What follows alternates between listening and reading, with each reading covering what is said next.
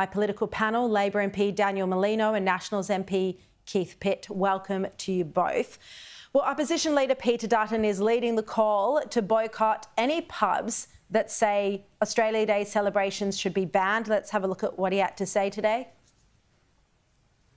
If you've got a Christmas booking at a pub or an Australia Day booking at a pub with your friends or family that's not celebrating Australia Day, cancel and go to another pub that's celebrating Australia Day.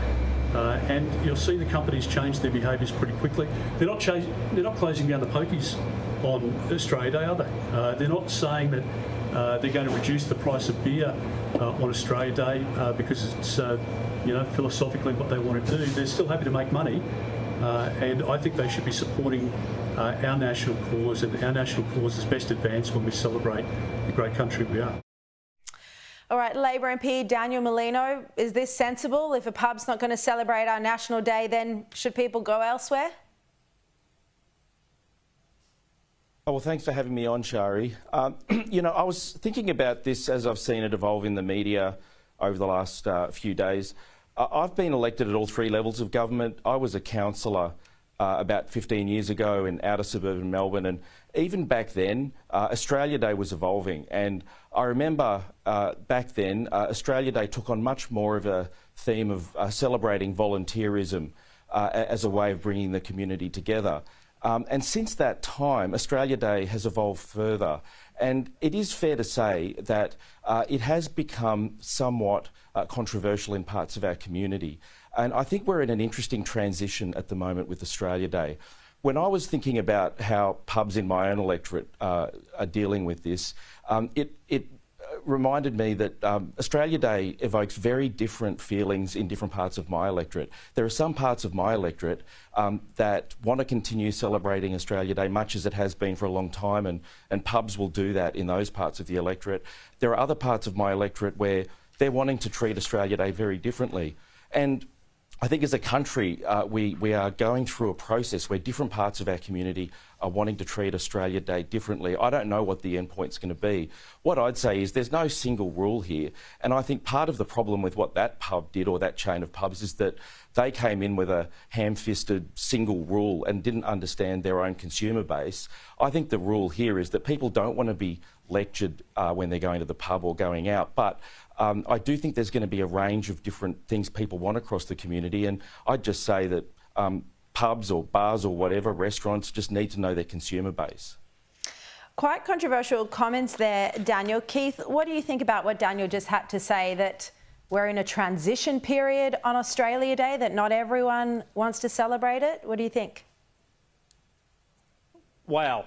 If the Labor government wants to transition Australia Day, let's go to the election tomorrow, Sharri, because I tell you, the overwhelming majority of Australians, they're not up for transitioning. They want Australia Day where it is.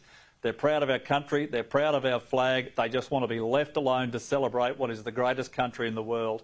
And if it's the Labor proposition to make changes around Australia Day, well, they should take that to the election. And I look forward to it. I really, really do. We're not even up to Christmas, no matter Boxing Day or New Year, and here we are getting elected already by companies about Australia Day. How about we just get on with it and celebrate our nation? That's what it's about. Yeah, look, I agree. I think most Australians love Australia Day, that we should be proud of our country and have a day to celebrate it. And you know, this is generational now. We can all remember every Australia Day almost I can, going to the beach or being at home having friends over, barbecues, cricket on the television, the boys playing cricket outside. Daniel, I don't know, I'm surprised that you had to say that, but we'll see. That has probably kicked the debate along a bit now. Now, Daniel, you were this afternoon as part of a committee that's looking at the nuclear mix, whether it should be included in our energy mix, nuclear energy, whether it should be included as part of our energy mix. This inquiry, of course, was set up after Peter Dutton announced his nuclear proposal. Daniel, what are you hearing from the inquiry so far? Well, look, some of the issues that I've been hearing are that nuclear in Australia is going to be problematic for a range of reasons, one of which is the time it's going to take, and the other is the risk of serious blowouts. When you think about the time, we're starting from a standing start. We don't have any social licence in Australia. We haven't had serious work done around site selection. We had an expert on US nuclear plant selection give us evidence today, who wasn't anti-nuclear, but she said that if the process of community engagement doesn't involve genuine engagement where communities can say no, then it's led often in the United States to disaster. And what we see with the coalition policy is that they've basically announced 7 sites, no negotiation, and there's going to be a ticker box consultation. The other issue is the construction blowouts we've seen in the United States with the Vogel plant, we've seen in the UK with the Hinkley plant. Construction times alone have blown out to 15 years in those 2 cases, and that's not including all of the planning and financing and regulatory side. Okay, so I just want to make sure we have way too long enough time for Keith Pitt's response to all of this. Keith, this is clearly the line that Labor's going to run in the lead up to the next election. What's your response? AUKUS has been underway for a number of years, Sharri. It's nuclear reactors in nuclear submarines at Australian bases. I don't think the Australian people will have the wool pulled over their eyes. Lots of other countries are using it right around the world.